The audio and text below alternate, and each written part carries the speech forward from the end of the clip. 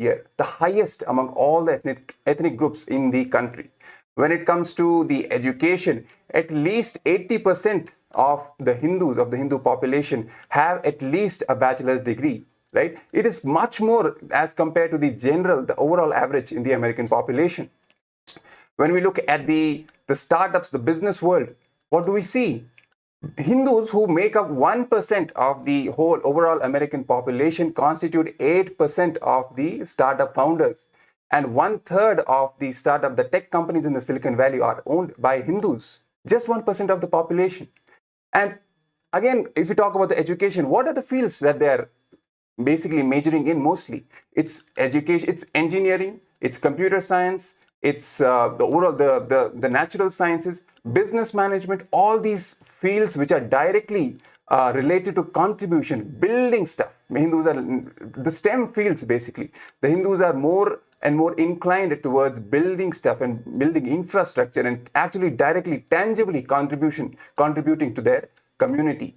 Another very important fact, Hindus make up the most stable families. The least divorce rate is among the Hindus today. When we see in the Western world, the overall family system is literally breaking down, with divorce rates going as high as 50%, 60%, 70%.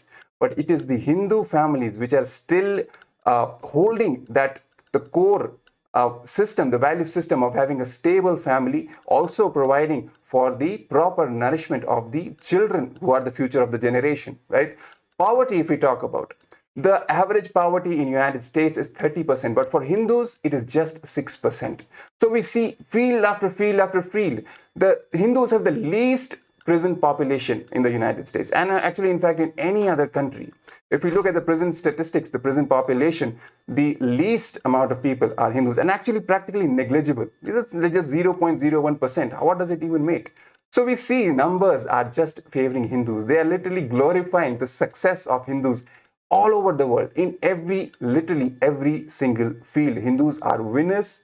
They are the most successful. In fact, even if we talk about the CEOs, the top CEOs in overall the Fortune 500 companies, a huge percentage of them are Hindus. So what is it that really makes Hindus so special and literally makes them the winners? What is it? What is the secret? The secret lies in the Hindu identity. And what is it in the Hindu identity that makes you a winner? That's what we will be discussing. And moreover, success, it is all about the whole community. It is not the individual person who got success. Yes. It is the whole community able to match, able to be the catalyst field in the current world success. So that is what we're going to decode in this today's show. Yes. So when you talk about the Hindu identity, what you really meant the Hindu identity? There's a very important difference. Mm-hmm. There are all kinds of people in the world, all cultures, religions, traditions, right? Everything you can even be a part of your identity. Nationality can be a part of your identity. Your religion can be a part of your identity, anything. But there's a very special thing about Hindu identity which makes it unique and powerful. Hindu identity is based on consciousness. It's not just based on mind and ideas and values which you can simply pick up from a book or learn from the core cosmic identity of each and every individual. Just when it is awakened in you, it just does the magic and makes you a successful person and even gives you the ultimate gifts in the world. I think the current world is talking about the great success the Hindus have brought down. But all of us should understand that what made them successful. Everyone is celebrating today's Hindu success, like everywhere. There's a community or even in the America. They were more successful, starting from the poverty rate or the education field. Everything they were successful. But what is the one catalyst which they have used, which is the Hindu identity? We should understand that when we go details about into that core value, when only we can easily map into our world and get in success. So that is what we're talking about. The current, the world should understand why Hindus are successful. Yes. See, when we talk about the Hindu identity, because they are most contributors, exactly. They are like most non-violent, ethnic, the whole they brought into the culture where they like coexistence. So that is the one thing which the Hindus, wherever they settle, they were peaceful coexistence community. Yes. It's because of this this reality of this value system and these cognitions, the powerful cognitions which Hindus carry from generations after generation. Many times even they don't even know consciously, but from their very upbringing, these value system is ingrained in them, of being completely life positive, of being peaceful, of being non-violent, of being inclusive. All these things, all the best gifts which they have inherited from their parents, from their whole lineage, it makes them the asset, the most significant, most important asset for the entire world today. This simple life positivity and simple contribution, just contribute.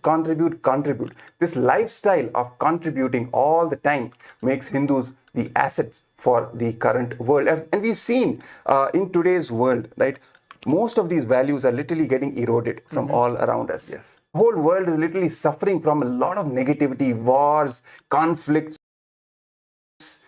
for little insignificant things also we are resorting to violent conflicts as well. So our value system is getting degraded. The same value system which forms the core of the Hindu identity, that value system, that makes Hindu identity as the asset for today's world. I think viewers may ask, what is special about this show? Yes. If you just go Google, almost like millions and millions of videos will be already on the internet, which talks about the statistics about the Hindus, right? But the problem is the neo-Hindutva groups, which they feel they can just take this fruit just by cutting they don't care about the tree or the roots. Yes. It is the Hindu gurus, the Hindu identity, which brought success for the Hindus. But the current world, the neo-Hindutva group, they're trying to just take the fruit alone. They just want the apple. They don't want the stem or the tree. Yes. So this show is all about understanding the roots of the success behind the Hindus. Yes, exactly. Because as I just spoke a while back, it's not just a value system, just a mind-based, some values you learn, some morals you learn and start imitating. Okay, maybe superficial level you'll benefit a little, no doubt about that. But the root of it, that is what keeps it alive for generations and millenniums to come, right? And that root is only the Hindu gurus. From centuries and from millenniums, Hindu gurus have literally given their whole lives to protect the Hindu identity, to nurture the Hindu identity in the younger generations, in the future generations of their times. It is only because of the sacrifice of Hindu gurus and the power literally which they radiate across all the generations. It is only the Hindu gurus which have kept this Hindu identity alive, and only Hindu gurus can keep it alive. Why? Because Hindu identity is consciousness based. It's something which you carry in your DNA, and who will awaken that DNA? It's only an enlightened being, an incarnation, who can awaken your DNA, who can awaken your Hindu identity literally. So it is only because of Hindu gurus that Hindu identity is at least even alive even today in today's world. So much of persecution has been faced by Hindus, especially by Hindu gurus. Literally, if you look at the history, so many gurus have they've given their lives. Naga sadhus, they have fought to protect Hindu ecosystem at that time, to protect Hindus at that time. Many of them have laid down their lives. For example, Guru Gobind Singh. Right? He was murdered by the anti-Hindu forces. So much of sacrifice for what? Because they know the importance, they know the power of this Hindu identity and what it does to the humanity. Just by awakening the DNA and making this lineage, this ecosystem sustainably run for generations and generations to come, it makes the whole planet Earth a better place to live, and literally we can thrive and live together and be prosperous together and achieve our true purpose in life. I think, everyone understood that Hindus are successful and they really want this identity to be kept alive. Yes. The next thing which we're going to deep dive into is why only the Hindu gurus can keep this alive. Yes. So before getting into the details, we're going to have a short break. We request all the viewers to stay tuned for the next revealing the truths about why the Hindu gurus alone can protect. Only they can keep this ecosystem or a Hindu identity alive. Yes. So stay tuned. We're going to have a short break now. This Paramashivam is like literally the ultimate journey in a most safest way. The principal cognitions they will be manifesting experientially. Each of the principal cognitions the principal truths, the whole science of manifesting Paramashiva in you is presented as four major paths: Tariya Pada, Kriya Pada, Yoga Pada, Jnana Pada. The whole Hinduism is founded on these four words.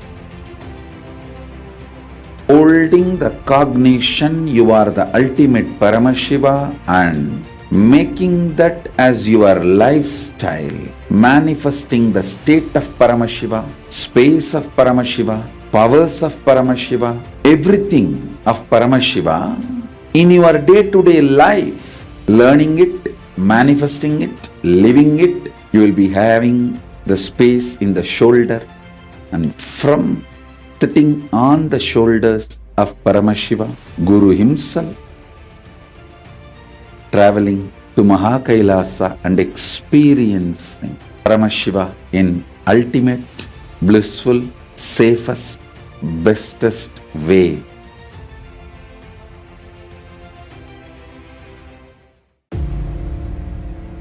This Mahaparamashivoham is like literally the ultimate journey in a most safest way. The principal cognitions we will be manifesting experientially. Each of the principal cognitions, the principal truths, the whole science of manifesting Paramashiva in you is presented as four major paths: Tariya Pada, Kriya Pada, Yoga Pada, Jnana Pada. The whole Hinduism is founded on these four words. Holding the cognition you are the ultimate Paramashiva and making that as your lifestyle, manifesting the state of Paramashiva, space of Paramashiva, powers of Paramashiva, everything of Paramashiva in your day-to-day life, learning it, manifesting it, living it, you will be having the space in the shoulder, and from sitting on the shoulders of Paramashiva, Guru himself, traveling to Mahakailasa and experiencing Paramashiva in ultimate, blissful, safest, bestest way.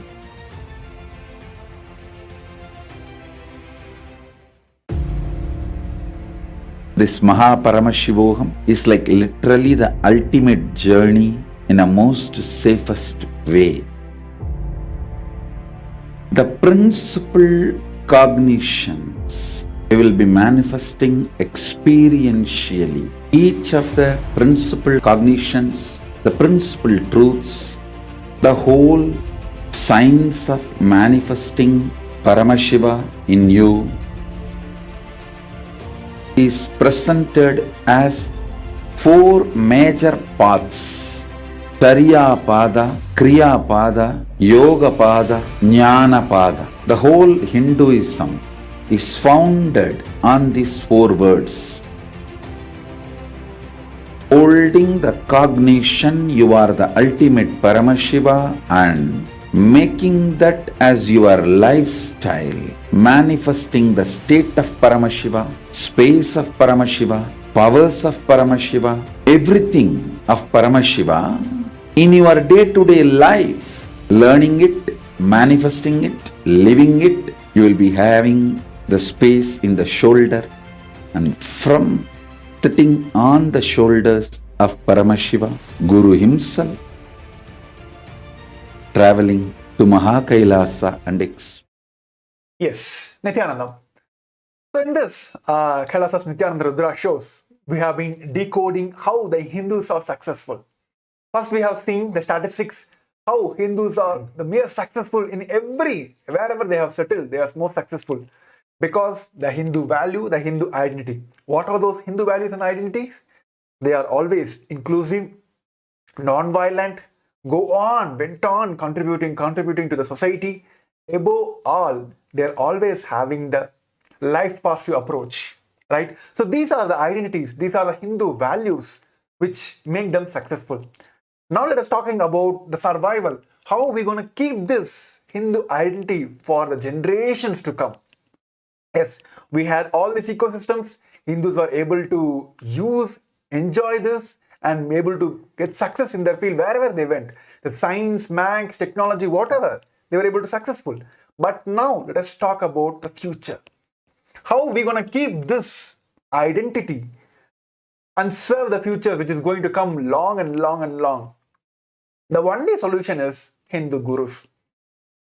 So in this segment, we're going to speak about how only the Hindu gurus can keep it alive. Because the early segment we are speaking about the Hindu identity, it is not just about body and mind. The Hindu identity is based on the consciousness, the ultimate truth, not just the mind and body, what the Western, the current education teaches us. It is more than that. It is more than the body and mind. It is the consciousness. If it is just a body and mind, like we can just go over a couple of books and get some teachings, we can do that. But it is more than that. It is about the consciousness. It is not just a collection of beliefs and the faiths passed from the parents to the children, or the teachers to the children's. It is based on the powerful cognition which is passed down from DNA to the DNA. It is not the verbal communication, it is not the visual communication, it is passed from a DNA to the DNA. So, when we talk about the consciousness, so that is where the Hindu gurus comes in. Yes. To give you this conscious experience, only a man, a being which have these super conscious breakthroughs can give you this conscious transitions. If it's just a habits or a beliefs, simply reading a couple of books and doing a few rituals, we would be able to keep this Hindu identity alive. But it is not about that. Because it is all about the consciousness. We need a super conscious being, an incarnation, an avatar, or an enlightened master to awaken your DNA from your human DNA into a super conscious DNA. So that is why we all need a Hindu guru to keep this Hindu identity alive. Even the Supreme Point of Hinduism said, Hinduism is nothing but the Guru Shishya Parampara. It is from the years and years of the Hindus, the Hindu gurus who kept this lineage alive, who kept this science alive and transferred to their generation only because of their extreme tyaga and their hard work and their dedication to these principles. Their life commitment to keeping the science alive, they were able to make this as a successful Hindu community, right? Yes. So it is only the contributions the Hindu gurus have done till now made the Hindus are successful today. Yes. In fact, I would like to add one more point. It is so unfortunate, Maharaj, for today's generation, at least the new generation, the urban generation, for all the Hindu kids or the Hindu children who have been born and brought up in the cities. Let's say even if we talk about India, the major cities, metropolitan cities, they just have no clue about this whole powerful ecosystem, which was existing even as later as, let's say, 20 years, 30 years, 40 years before, all over India. All villages, towns, everywhere in each of these, at least one power manifesting enlightened being was there in each and every street of every town and village of India. It is something which they can't even recognize, they can't even fathom. Like, is it really possible, right? We see all these shows today showing the ancients, how they manifested powers. Were they aliens or were they this? Hindu ecosystem had these power manifesting beings just 30-40 years before, manifesting powers, teaching the science of power manifestation and giving these gifts, keeping this whole ecosystem alive for the future generations. The whole system has been unfortunately destroyed, and the worst thing that has happened is it has been destroyed from the very minds of the younger generation. Yes. Right? Current Hindu kids, the next generation of Hindus, they don't even know about the possibility of the Hindu identity and what all gifts can it even bring. Even we have just talked about the tangible, the so-called practical benefits. We have not even started talking about the actual, the spiritual, the core benefits which Hindu identity really gives. Right? How it makes you manifest powers, how it makes you literally cognize and travel all the different planes of existence. We are not even speaking about that. We're just talking about the practical aspects, but even that they are completely oblivious about. They don't even know about all these possibilities. That is where the Hindu gurus come in. That is where their significance, their importance, and their role comes in, right? It is only because the so many attacks on the Hindu gurus have happened in the recent past, and actually in the past 1,000 years, Hindu gurus are the worst victims of the persecution from the anti-Hindu forces. Why? Because the anti-Hindu forces know the power of the Hindu gurus. They know what they are capable of doing. And they know that to destroy Hinduism, to destroy Hindu ecosystem, it is important to destroy Hindu gurus. That's why they have been persecuted so much, right? So much of history we have seen of the persecution of Hindu gurus, and how they have retaliated and they have persisted and tried to protect Hinduism and the Hindu ecosystem in their times on the face of the invaders and all the attackers, right? For example, Guru Tegh Bahadur, we just spoke about, literally fighting against all the anti-Hindu forces and sacrificed his whole life. Guru Arjan Dev, another very powerful example of a Hindu guru doing the same. And even if we go back in the history, gurus like Chanakya, right, and the powerful gurus like Dronacharya, all these powerful beings who were there manifesting the greatest courage and strength and keeping the whole ecosystem alive, because that is the core responsibility. The main responsibility of the Hindu guru is to make sure the Hindu identity is kept alive in the next generation and nurturing them properly from a very young age, right? It is simply because of this that there has been so much attacks on Hindu gurus and their ecosystem. The whole Gurukul system has been literally destroyed from the current wherever the Hindus are. The only education which has been made available for Hindus today is the Macaulay education, right? Even during the British era, what happened?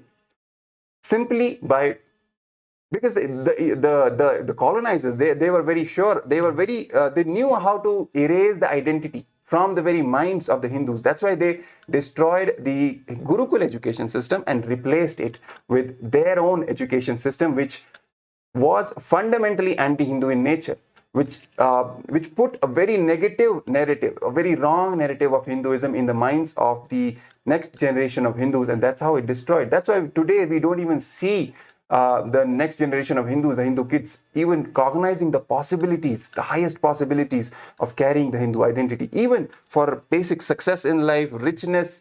So much we have seen, right? Hindus, there are so much of success they are, all over the world they are manifesting, but they don't even know from where is it coming. It's coming from all these value systems which are still there in their DNA. They may not even know. I think when you speak about the Hindu, current Hindu guru, children's, I just want to pinpoint to all the Hindus today, who are successful today, make sure, please understand, today your children is enjoying the wealth you have created, enjoying the name you have created, but what you are going to keep the ecosystem, how you are going to keep this. How many of you know, even you are rich today, you are enjoying everything today, but when you passes away, your souls are just floating around because the Hindu kids are not familiar with the rituals to give them the liberations, right? So all the NRIs, all the successful Hindus, they enjoying everything today. They are not able to give the same science, the same ecosystem to the Hindu kids, because the whole education system, the Gurukul system is destroyed. And even this whole thought of Neo-Hindutva is penetrating into this current world Hindu kids. That's what we should take. So it is the responsibility for all of us to keep this Hindu identity alive. So that is why we just tell about the Hindu gurus, because they are the only solutions to keep this Hindu identity. Because our Hindu identity is more than your body and mind. It is a consciousness. That is why we all speak about Dikshas and initiation. So only through this Diksha and the initiation, the cosmic science, is the cosmic science of awakening the individual identity to the Hindu identity. It is a true cosmic identity, the Pratyekatma Chaitanya Chakradam. It is the reprogramming of your whole DNA to manifest this cosmic truth. Any kid can just come up across and they feel like, I'm part of this world. Why I'm lacking in this success? Because they are not initiated into this science. They are still floating around in the human identity. The only through the incarnation in Avatar, only through his initiation through the Diksha, the human identity can be converted into the Hindu identity. So only by doing this, we were able to keep this Hindu ecosystem, the Hindu identity, keep alive. So okay, let's talk about the Hindu gurus. So what is happening to them? See, when whoever wants to destroy the anything in the world, they're not just going to if we want to remove a tree, they're going to cannot spend time on just plucking one by one leaves. Yes. What they'll just go get into this root and then they will destroy it. Yes, They'll pluck it out. The same way, this because the Hindu gurus are the roots for this whole ecosystem. That is why all the attacks are happening to the Hindu gurus. So next segment we're going to see about what is happening to the Hindu gurus in this today's world. Why they are keep being persecuted left and right. Because they are the roots they are the only savior for this Hindu identity. So now, next segment, we're going to see about the actual happening to the Hindu gurus in this current world. So stay tuned for this more information. Paramashiva in ultimate, blissful, safest, bestest way.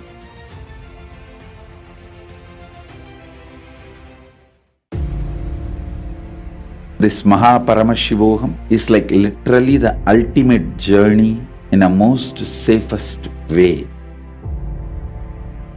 The principal cognitions we will be manifesting experientially. Each of the principal cognitions, the principal truths, the whole science of manifesting Paramashiva in you is presented as four major paths: Tariya Pada, Kriya Pada, Yoga Pada, Jnana Pada. The whole Hinduism is founded on these four words.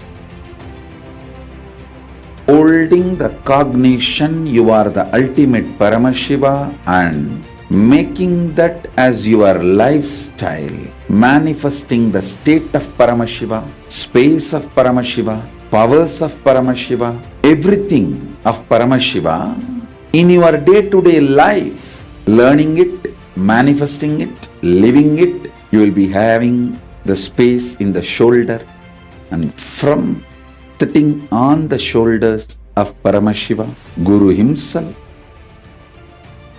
traveling to Mahakailasa and experiencing Paramashiva in ultimate, blissful, safest, bestest way.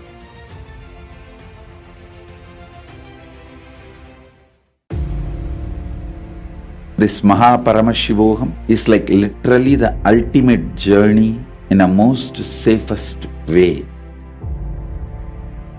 The principal cognitions we will be manifesting experientially. Each of the principal cognitions, the principal truths, the whole science of manifesting Paramashiva in you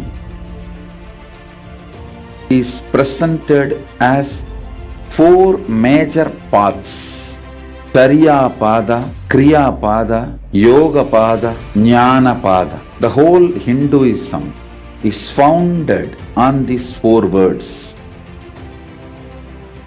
Holding the cognition you are the ultimate Paramashiva and making that as your lifestyle, manifesting the state of Paramashiva, space of Paramashiva, powers of Paramashiva, everything of Paramashiva in your day-to-day life, learning it, manifesting it, living it. You will be having the space in the shoulder, and from sitting on the shoulders of Paramashiva, Guru himself,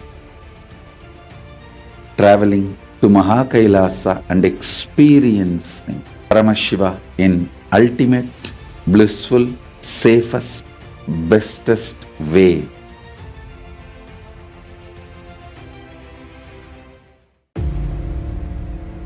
This Paramashivoham is like literally the ultimate journey in a most safest way. The principal cognitions we will be manifesting experientially. Nithyanandam, welcome back. So till now we have seen how Hindus have been successful all over the world. They have been winning. They have been the richest community. They have been the most successful in all walks of life. So what is the reason behind the success? We've talked about it, we discussed the core reason being the Hindu identity, the powerful Hindu identity, the life positive values, the contributing nature of Hindus, which runs down from generations and generations of lineage and Hindu ecosystem, which has been kept alive. From there, we get these values, and it's only because of the outer manifestation of these values that gives Hindus the success and makes them win in all walks of life. Next, we discussed what is it really that makes this Hindu identity sustainable for across the generations. Who kept it alive till now, and who can keep it alive for the future generations? It is only the Hindu gurus who have kept it alive till now and have the capacity and the power to keep the Hindu identity alive for and thriving for the future generations also. Why only Hindu gurus? Because Hindu identity is not just a belief-based identity. It's not just, some mind and body-based beliefs and practices and habits which you can just learn from a teacher or from a course, from online courses. No, it is something which comes from our innate being, from awakening the consciousness itself.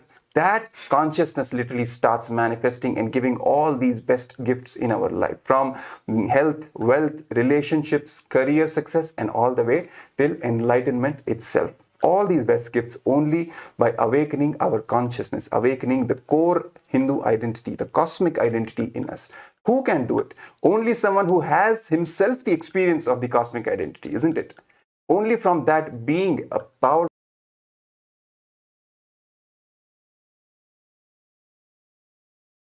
incarnation and enlightened being can this job even happen.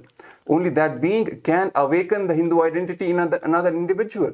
Not from a book, not from just a mundane teacher, only from a guru, only from a Hindu guru can this happen. It's only the Hindu gurus who have maintained and who have protected this lineage all the way dating back to Paramashiva himself, when the Supreme Consciousness landed himself in the form on the planet Earth and started this whole parampara, the Guru parampara, and created the first Hindu ecosystem. And then after that, it's only the Hindu gurus who have, from generation to generation, by the powerful science of Diksha, that is initiation, have kept this whole ecosystem alive, have kept this whole Hindu identity alive on planet Earth. And it's only because of that Hindu identity today that the current generation of Hindus, the Hindu children, they are also benefiting, even subconsciously and unconsciously benefiting from the power of the Hindu identity. But it's not just that, because we have to keep this identity alive for the future generations also.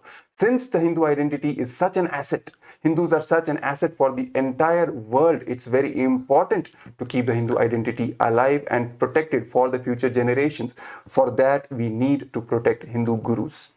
It is the Hindu gurus who are the core of the Hindu ecosystem, and that's the reason they have been persecuted so much. And we have just discussed the examples of so many gurus which were literally, they were persecuted, killed, murdered by the anti-Hindu forces just simply because of the fact that they were they were sticking their neck out against the anti-Hindu forces, against the forces who were trying to destroy the Hindu ecosystem, who are trying to destroy Hinduism from the planet Earth, because they know Hinduism is the most powerful, the ancient science which keeps the Enlightenment sciences alive on planet Earth again and again till the eternity. It is the responsibility of the Hindus to keep this Enlightenment science alive. And that's the reason why so many Hindu gurus have been persecuted. One more important thing that is happening today is that completely wrong narrative about Hindu gurus that is spreading all over the social media and all over basically the psychological warfare that is happening against Hindus is giving the wrong narrative about Hindu gurus. Even in our movies, in our cinema, Hindu gurus are just shown as meditating somewhere deep forest or on a mountain or somewhere, completely oblivious from what is happening in the current world. No, that is not the reality. That is not the Hindu history, the real history. Hindu gurus have not just been meditators, they have been kings, they have been sovereign kings who have ran kingdoms and kept the ecosystem alive legally with warfare and using all the tools, have even run politically. Political nations, 56 Hindu nations were running at the time before the invasion started happening. So many Hindu gurus and enlightened kings were at the center, at the core of the administration of the Hindu ecosystems. So Hindu gurus are not just, secluded meditators, so to speak. They have been active, and politically, socially, spiritually, definitely have been active in protecting the Hindu identity today. But from now on, we see that so much of persecution has been happening. So what is it? How can we really protect the Hindu identity? Maharaj, do you want to speak? How can we really protect? What is the solution for protecting the Hindu identity for the future? It's only to the Hindu nation we can protect the roots, the only saviors of this Hinduism, who are the Hindu gurus, and also the whole Hindu identity.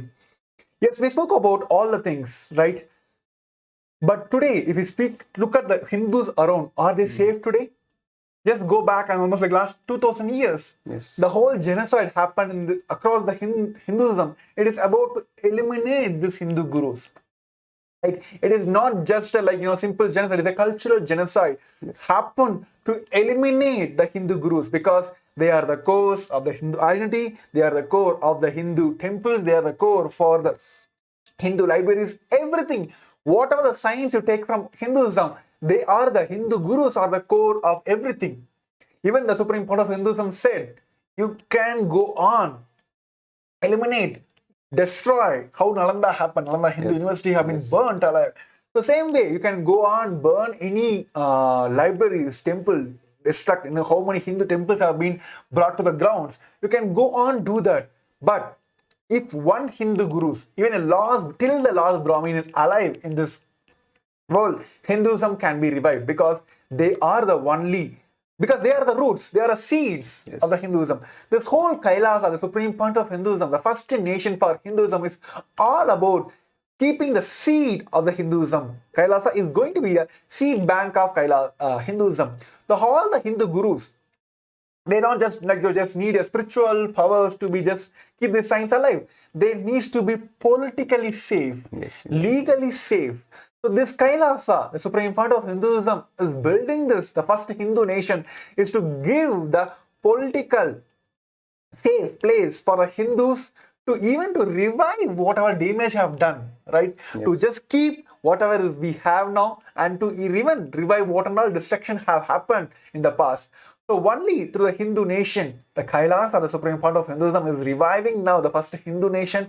We can rebuild all the things which we have lost in the Hindu ecosystem. Yes, exactly. Because if we just look at, one very important quality also, which is a part of the Hindu identity, is the resilience.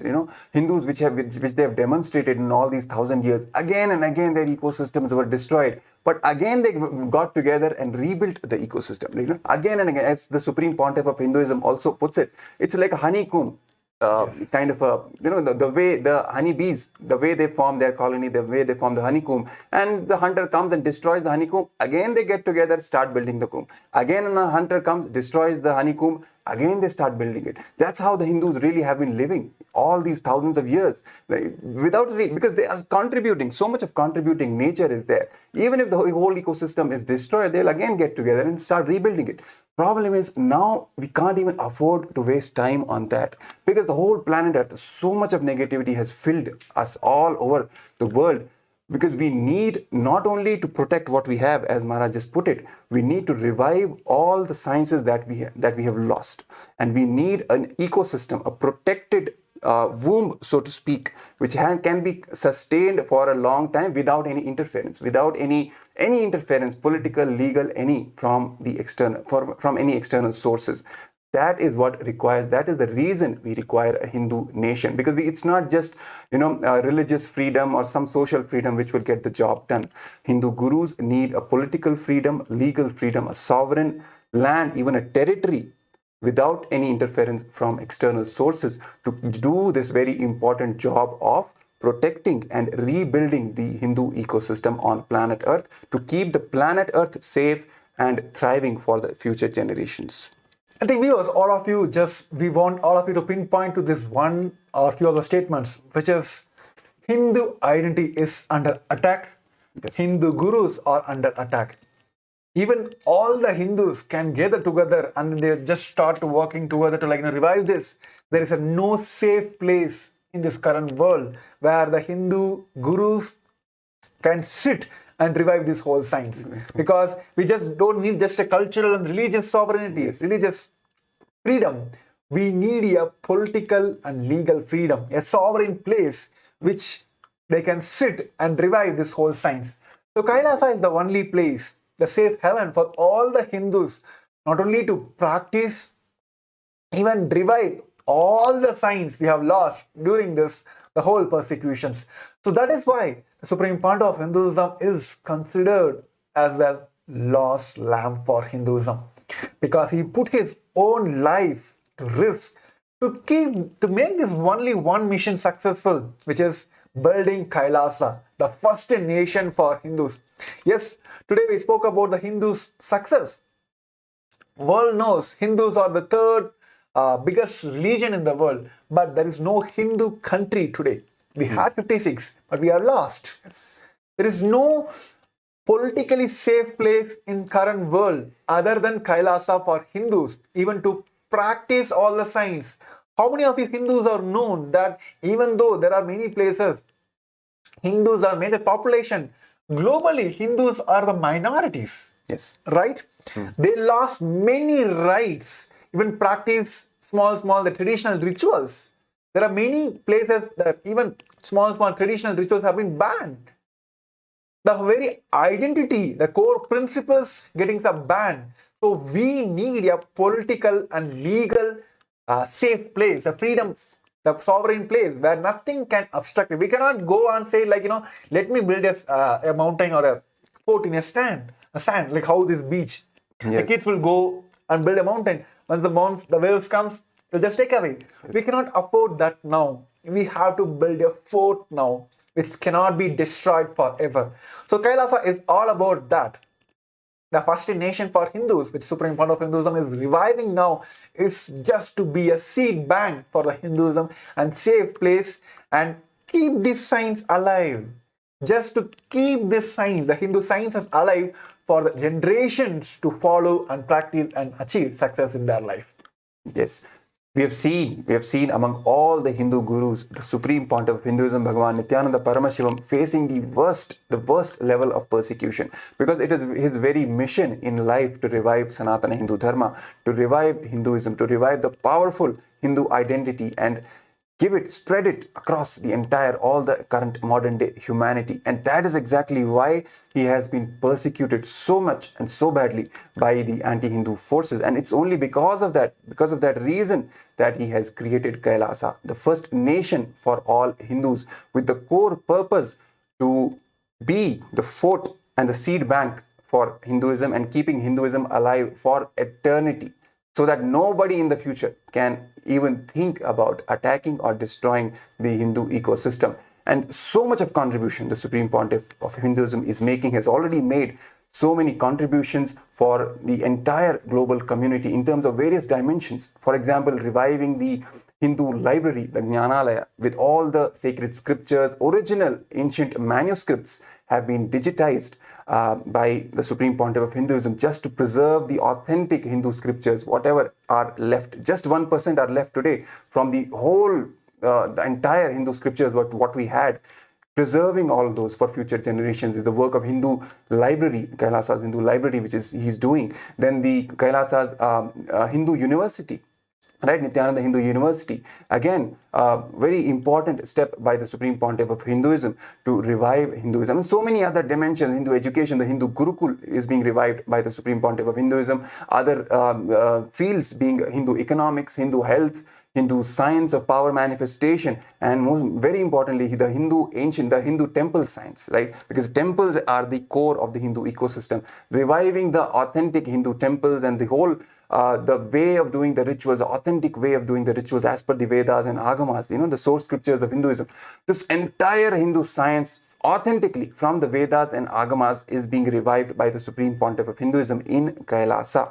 And that is what is the core purpose of Kailasa, to revive Hinduism, to revive the Hindu identity and keep it alive for the future generations to come, right? And it's very important for us to understand that supporting Kailasa is literally supporting the Hindu children, because the Supreme Pontiff of Hinduism has this as its main focus is on the future generations of Hindus, how the science can be communicated to the future generations, how the next generation of Hindus, Hindu kids can be made into power manifestors and the future leaders to guide the entire world, to literally take the entire world to the next stage of superconscious breakthrough and guiding them through all the negativity that is happening right now.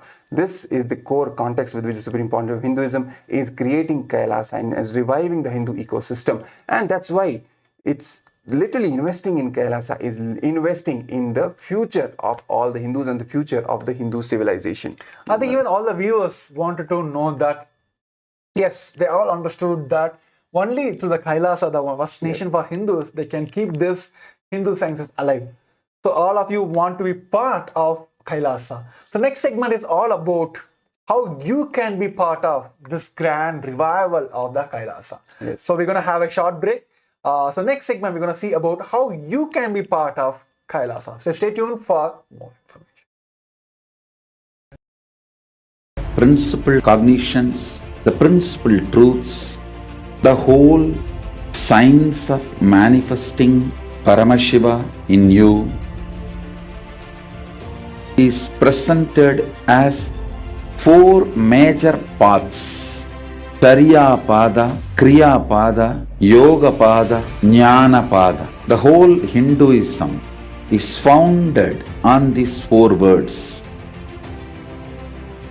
Holding the cognition you are the ultimate Paramashiva and making that as your lifestyle, manifesting the state of Paramashiva, space of Paramashiva, powers of Paramashiva, everything of Paramashiva in your day-to-day life, learning it, manifesting it, living it. You will be having the space in the shoulder, and from sitting on the shoulders of Paramashiva, Guru himself, traveling to Mahakailasa and experiencing Paramashiva in ultimate, blissful, safest, bestest way.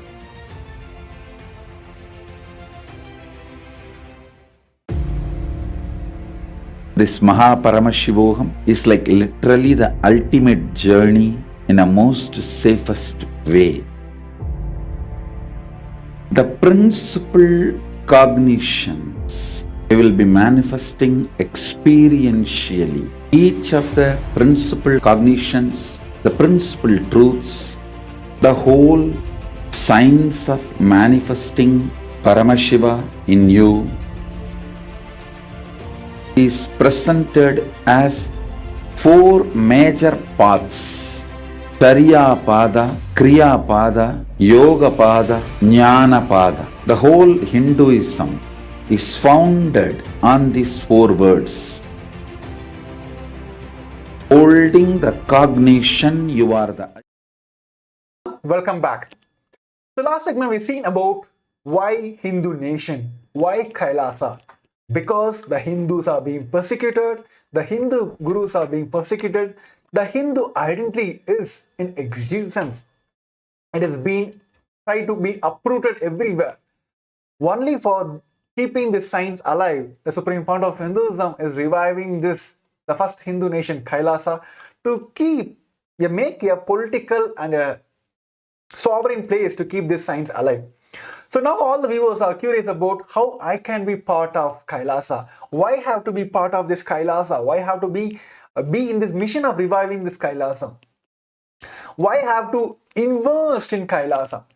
So Supreme Pontiff of Hinduism has spoken, I think, long ago. Swamiji is very particular about reviving this Hindu children's, the Gurukul systems, yes. Right? Why we have to give our children to Kailasa?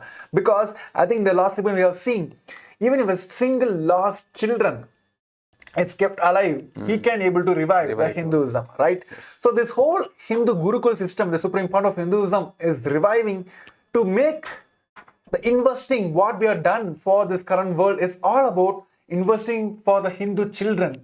What we are making now is the whole Hindu nation, which is Supreme Pontiff of Hinduism is making now and reviving now, is not only to be a protect, even to revive all this. So only through the Hindu children's through the Dikshas and the initiation, where they will be transformed from the human identity to the superconscious identity. Only through that, even they will get to know about the core, why there is need for Hindu nation, why this Hindu identity has to be kept alive. To be part of this, as we all celebrating the Guru Purnima celebrations, the Kailasa has given a wonderful opportunity for all of us to show our gratitude for all the great things the Supreme Court of Hinduism have contributed in our life, for Hinduism, for Kailasa, for the entire humanity, whatever the contributions we have done till now. It is time for us to show our love and humble gratitude towards the Supreme Court of Hinduism.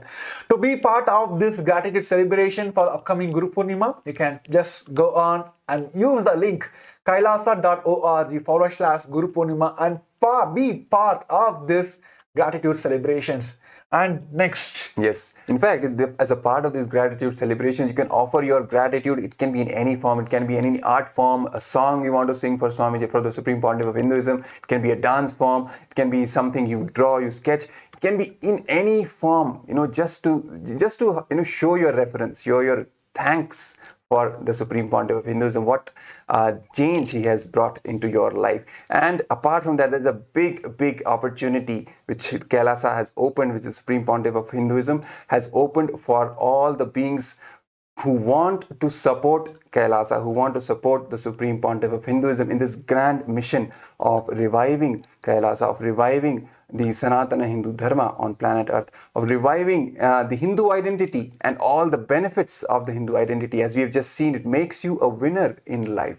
So we need to protect this identity because it is such a big asset to be on the planet Earth for each and every being. Simply by Hindu identity thriving on planet Earth, the entire planet Earth will thrive, will prosper. And it is because of that it becomes very important for us to be a part and contribute in this great revival of Kailasa, which is meant to protect the Hindu identity. And the opportunity which the Supreme Pontiff of Hinduism has opened for all is that you can directly become a member of the Kailasa's Patreon channel. Kailasa and the Supreme Pontiff of Hinduism is now available on Patreon, and you can officially become a contributor in the Patreon, Kailasa's Patreon, and directly become a contributor in this grand revival and invest in the future of your children, in the future of this planet Earth, in the future of Hinduism and in fact the whole enlightenment sciences that need to be kept alive on the planet Earth for the benefits and for the betterment of planet Earth. So for that, if you want to support Kailasa, we invite you. The link has been projected at the bottom of your screen, and please go to that link, visit that link. The link is patreon.com/Shri Nithyananda. If you visit this link, you can directly become a member of the Kailasa's Patreon and contribute to this grand revival process and actually invest in the future of Hindu children, of Hinduism, of Hindu identity, and literally be an instrument of Paramashiva himself, who is reviving the entire Hindu sciences on planet Earth. yes. So to know more about Kailasa and how Kailasa going to cater all the problems which the current world is facing today. Yes. To get to more about that, and even I think all the viewers are very curious about Kailasa, like what is happening in the Kailasa. To get to know more everything about Kailasa, stay tuned every day, same time for the Kailasa's Nithyananda Rudra show. As I think now we are getting ready to have the blessings, the darshan of the Supreme Pontiff of Hinduism. So now I request all the participants, let's get ready to receive the Supreme Pontiff of Hinduism.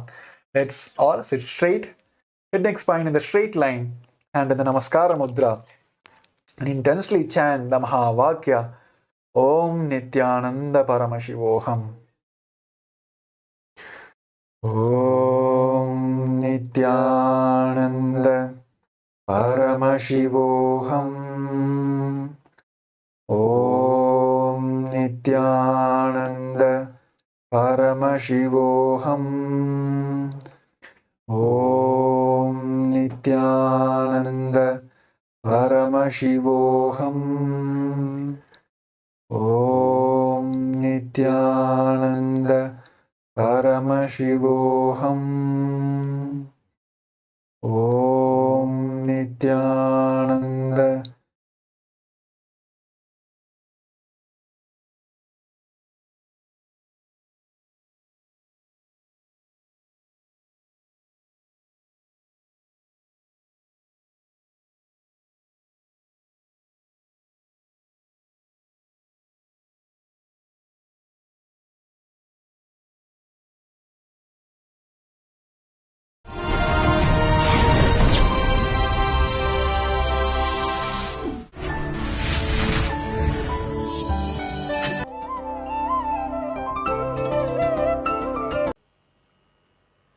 नित्यानन्देश्वरसमारम्भां नित्यानन्देश्वरिमध्यमाम् अस्मदाचार्यपर्यन्तां वन्दे गुरुपरम्पराम्।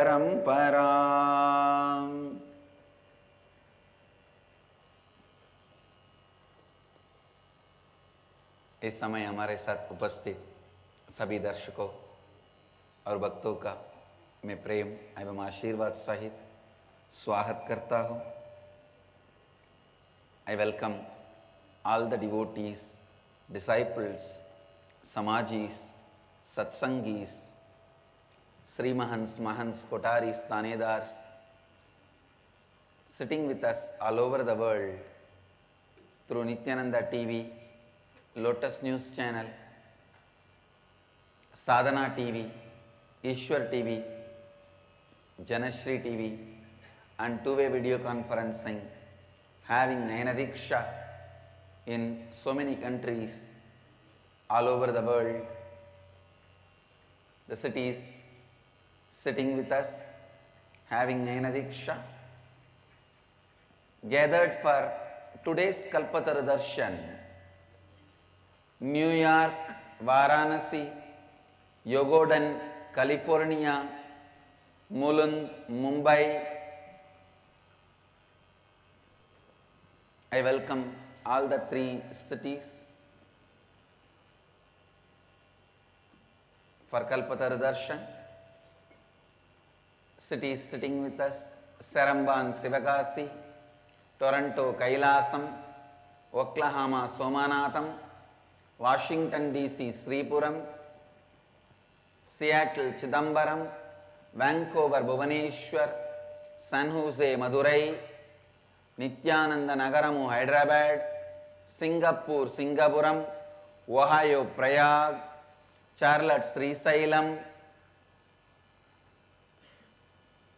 Varanasi, Nithyananda University, Los Angeles, Nithyananda University, Paris, Simi Valley, California, Hyderabad, Gupta Kashi, Guadalupe, Rameshwaram, San Diego, Tirualavai, High Point, North Carolina, Tune Moon, Hong Kong, Bogota, Colombia, Jorpati, Nepal, New Zealand, Adi Arunachalam, China, Rosalie, Olympia, Washington, Selayang, Malaysia, Hyderabad, Gupta Kashi, Melbourne, Australia, Charlotte, Srisailam, Madurai, Dhyanapitham, St. Louis, Tirumala, Houston, Kalahasti, High Point, North Carolina, London, Kashi, San Diego, Tirualavai, Minot, North Dakota, Dubai, Vaidyanatham, Ottawa, Canada, Doncaster, UK, Colorado Springs, USA. I welcome all of you with my love and blessings.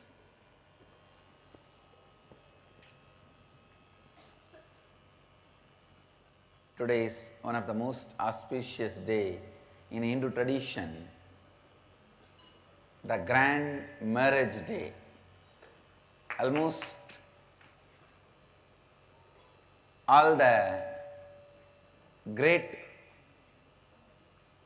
historical marriages happened in Hindu religion. including Mahadeva and Parvati. Mahadeva and Parvati, Subramanya and Devasena, Andal and Rangamannar, Narayana and Komalavalli, Rama and Sita.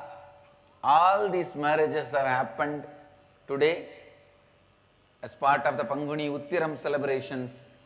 Subramanya is gracing with Valli and Devasena and Swarnamayura Vahana.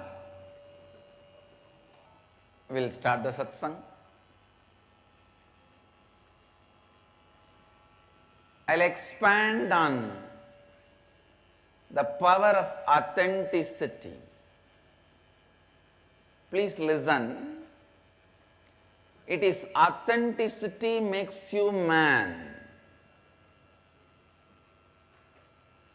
Neither the birth nor the growth of your body or the growth of your wealth makes you a man. It is authenticity which makes you a man. Please listen. All sufferings,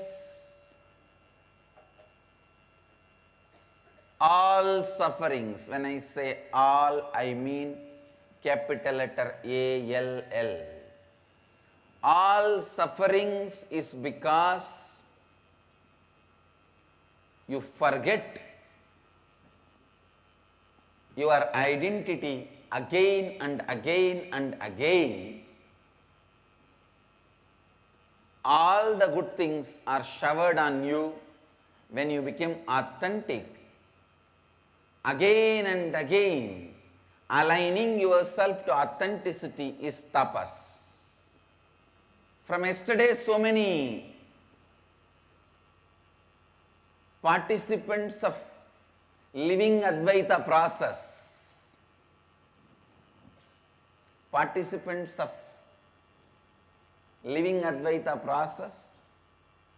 have started posting in the Facebook about their inner image, outer image, others' image and life image. Please listen. Inner image is the idea you carry about yourself inside you. Outer image is the way you project yourself. Others' image is how others perceive you, for which you are responsible.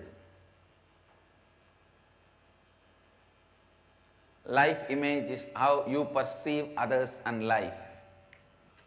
Please listen. Inner image is the idea you carry about yourself.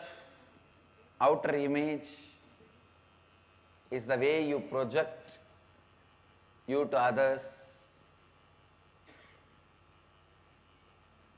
Life image is how you perceive about others and life.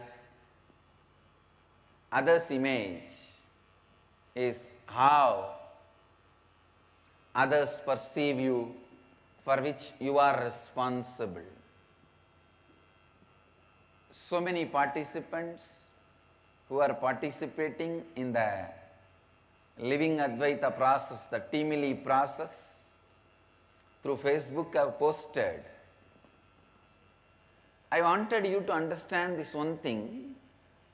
When you are putting your inner image and outer image, don't try to describe it in just one word.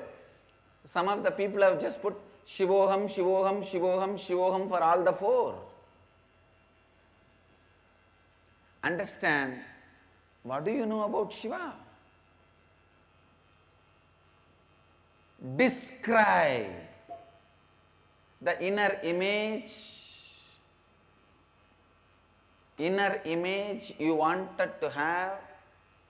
Even if you define it overall under the title Shivoham, describe what you understand as Shivoham, because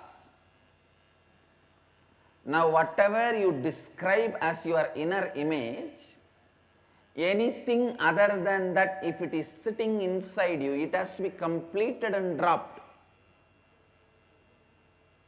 So, the article title can be Shivoham, but the article has to be written detailed way. When you write inner image Shivoham, describe the detailed qualities. What do you think as Shiva? Please listen. You will not know Shiva as on now, but at least pen down what do you think as Shiva. Let us complete all the incompletions other than your perception of Shiva. For example, if you perceive Shiva, all powerful, all knowing, always compassionate. So now you will have to complete with your ignorance, powerlessness, all ignorance, and all violence. You have to complete and drop them. Then don't think you will get only the 3 qualities of Shiva. Once you finish completing with few incompletions, all the qualities of Mahadeva which you imagined and not imagined will break open, as if the floodgates were opened inside your system. Understand the purpose for which I am asking you to describe the inner image, outer image, others image, life image. I am describing every single technical term for the convenience of the people who came for today's satsang first time, or people who are coming for the Kalpatara Darshan today in Mulund, Mumbai, and New York, Varanasi, and Yogaden, California.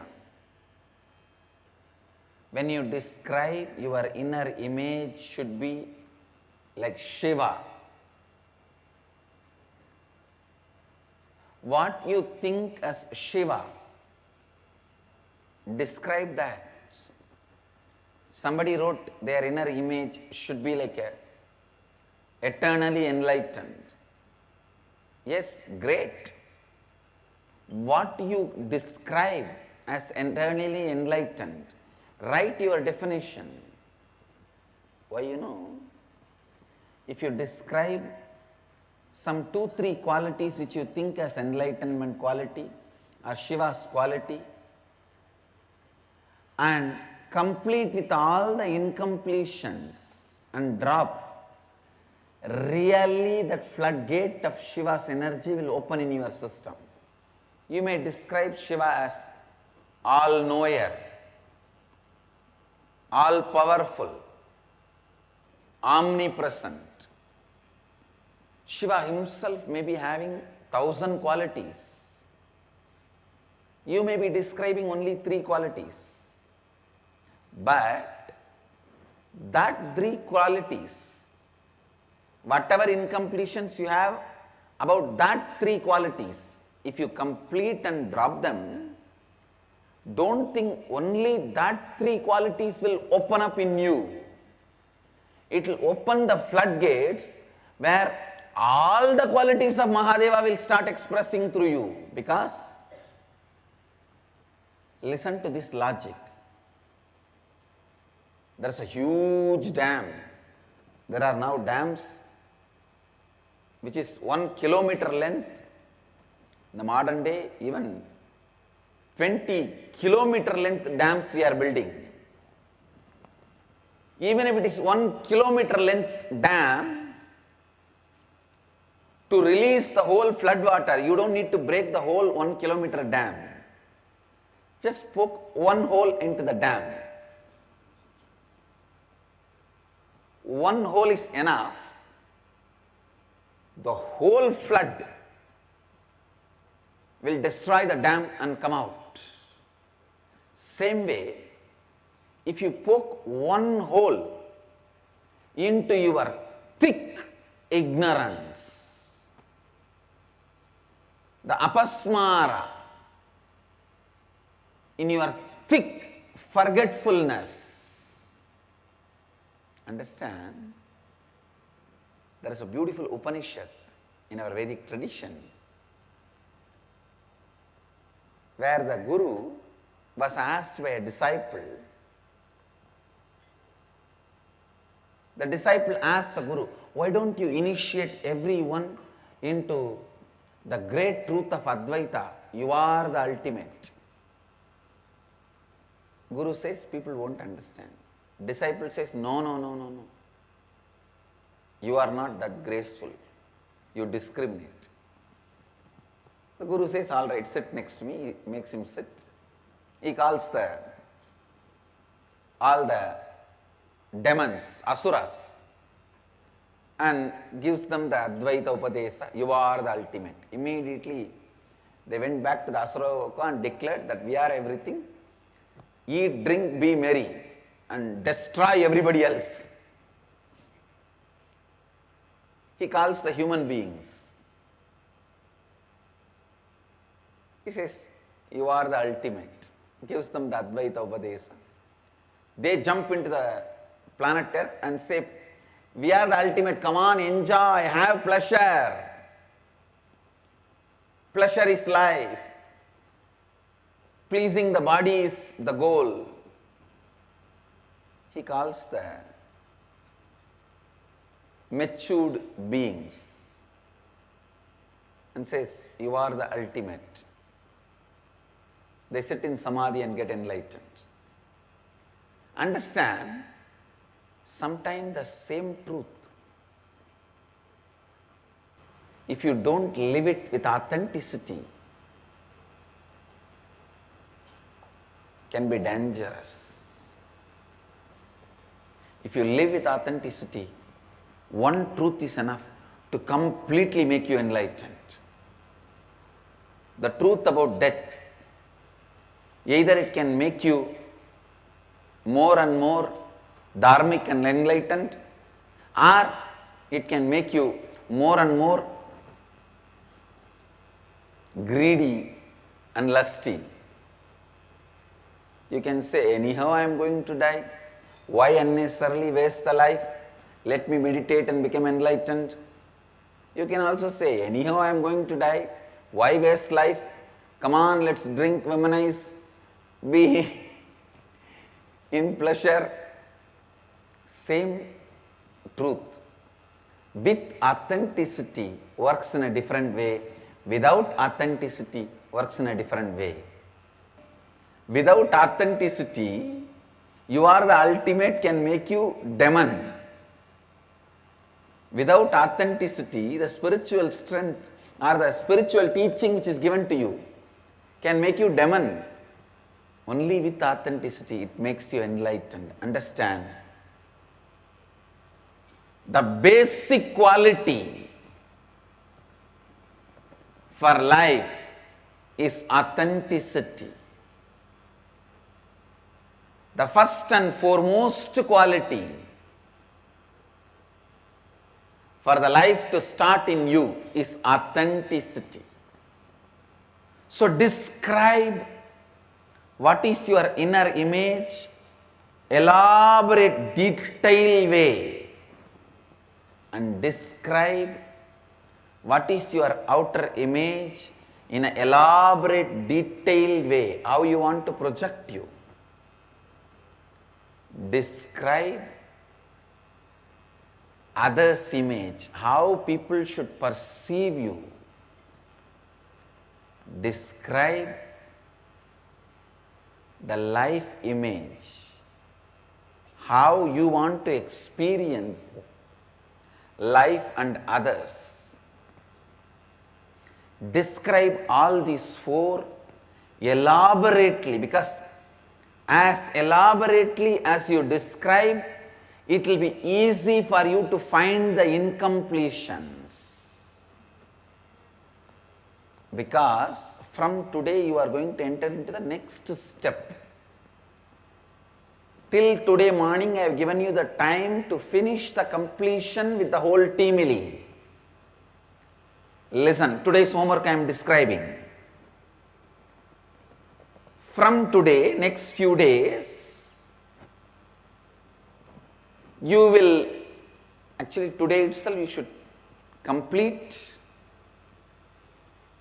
in a very detailed way your inner image, outer image, others image, life image, and circulate with your teamily, and each person in your teamily should suggest what all the incompletions you have to complete to achieve this identity, this authentic identity. Listen, I am giving you an example.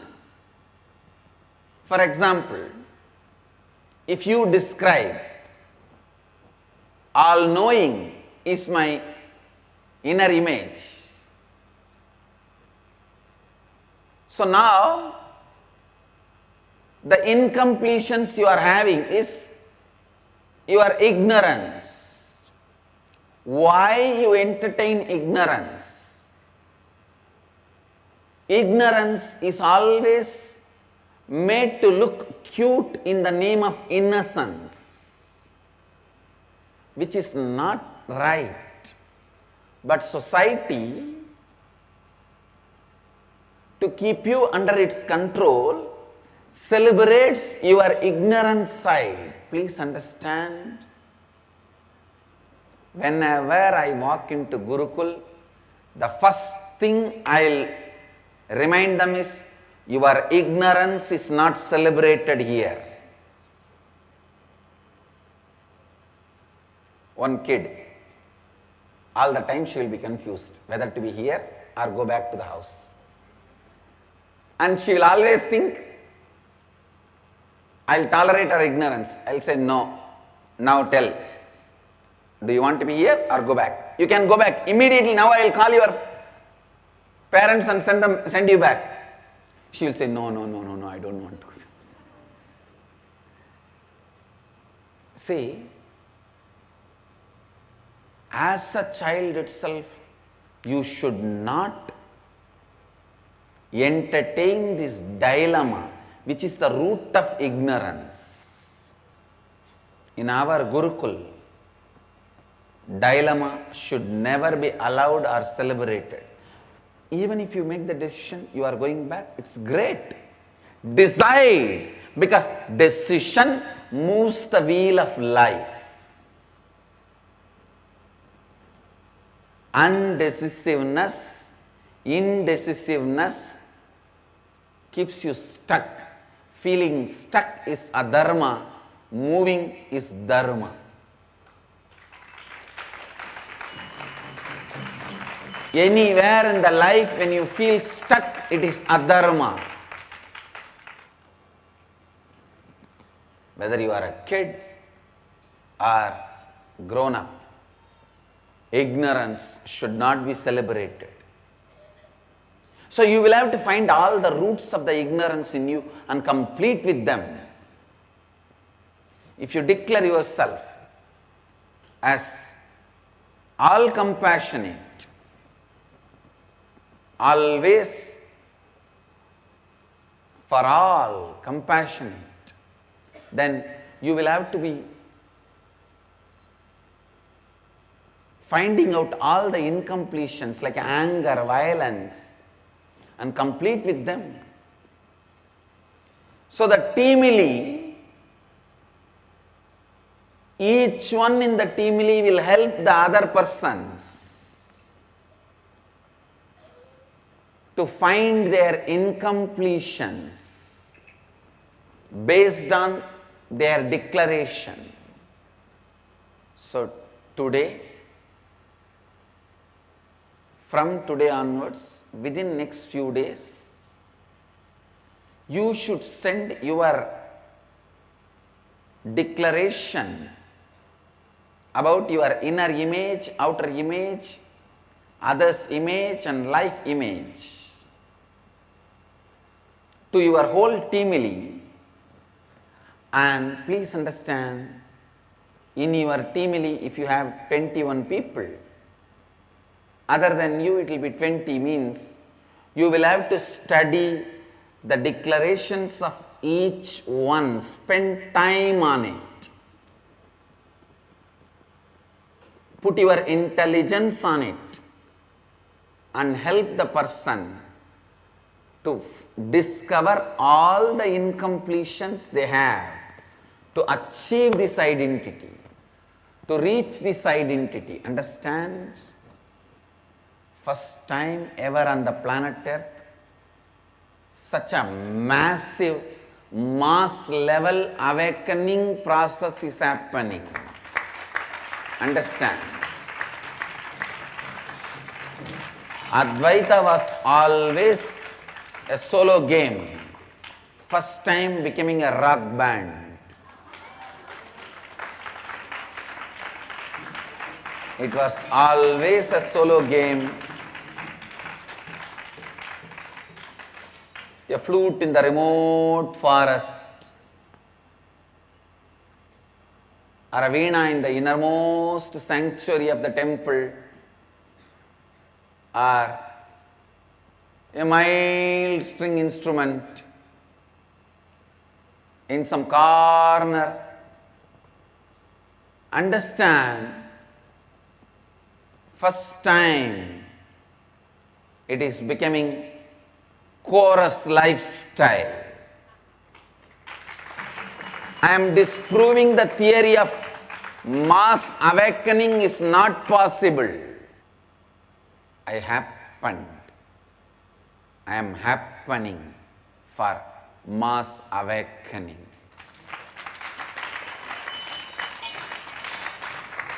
Understand?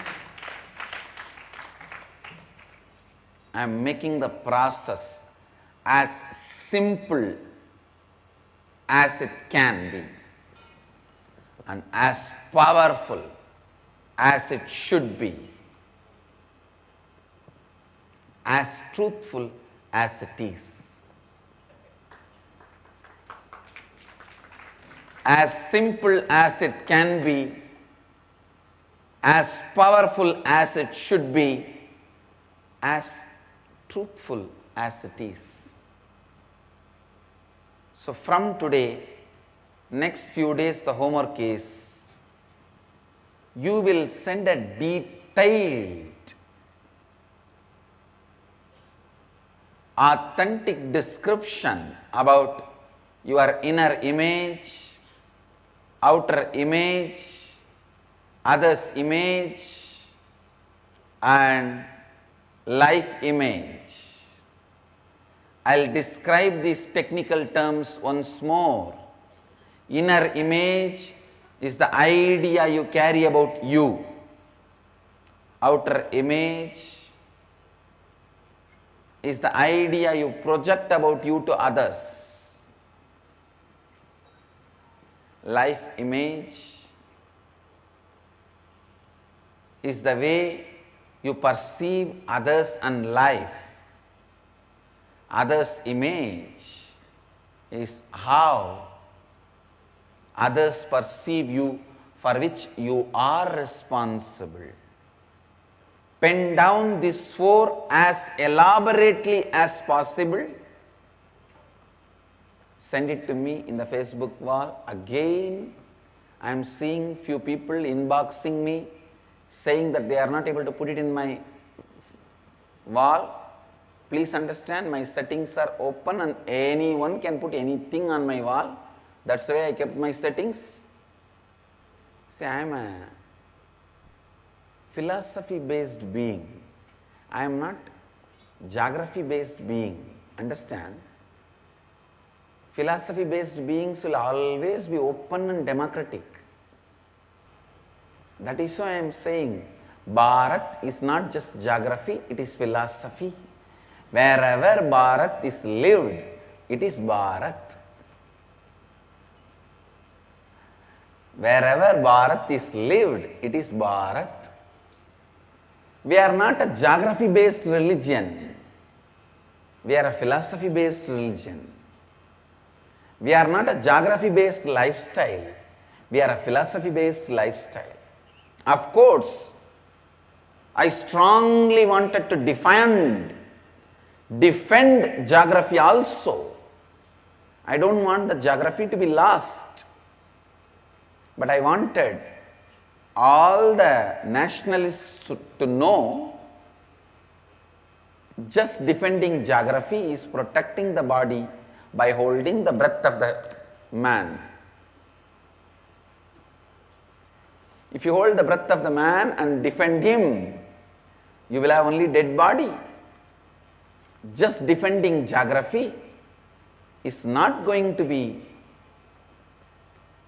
useful in any way. Defend geography and philosophy. I am an open democratic being. Anybody can post in my wall. So don't inbox me. Send your message. Send your authenticity definitions to my Facebook and circulate it to your teamily. Whoever you chose as your teamily, and ask them to guide you to complete with all the incompletions and align yourself to authenticity. Align yourself to authenticity. Please listen. From today, next few days, this should be the homework. You should also help every person in your teamily to find out their inauthenticities and incompletions. You should also get the help of your teamily members to find your inauthenticities and incompletions. I bless you all.